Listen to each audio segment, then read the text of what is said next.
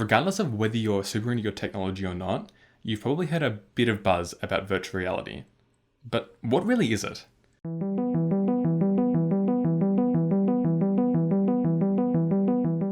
Well, virtual reality, or VR for short, is defined by Latta and Oberg as, quote, an advanced human-to-computer interface that simulates a realistic environment and allows participants to interact with it, unquote. There are several types of VR tech, but for the purposes of this video, we'll be focusing on head-mounted displays, also known as those massive goggles you see people wearing while gaming. VR as a concept has actually been around for decades, but has only really just started to take off in the consumer space. Since March 2020, the number of Steam users connecting VR headsets to their accounts has jumped by almost a whole percentage point, up to 2.07%. While that might not seem like much, 2% of more than 120 million active monthly users is more than a couple of million units.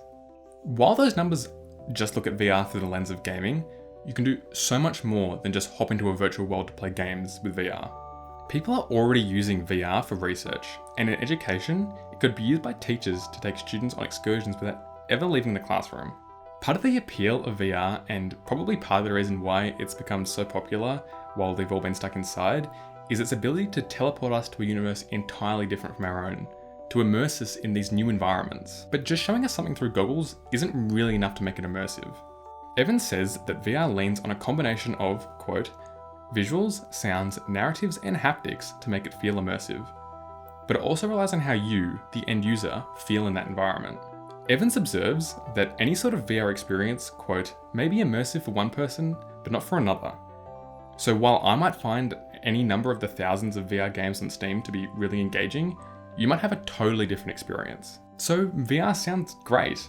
It gives us this opportunity to experience things that other technology just can't do.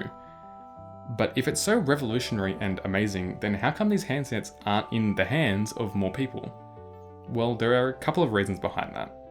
The most glaring issue is price. Early adopters have had to sink hundreds, if not thousands of dollars into their headsets. One of the most popular headsets available right now, the Oculus Quest 2, will set you back $479 Australian dollars. And that's just for the base model.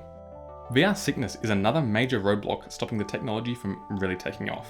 According to Chang et al., people can experience nausea and other discomfort when using VR headsets because of the kind of hardware being used and the content being consumed, as well as a number of factors related to the person who's actually using it.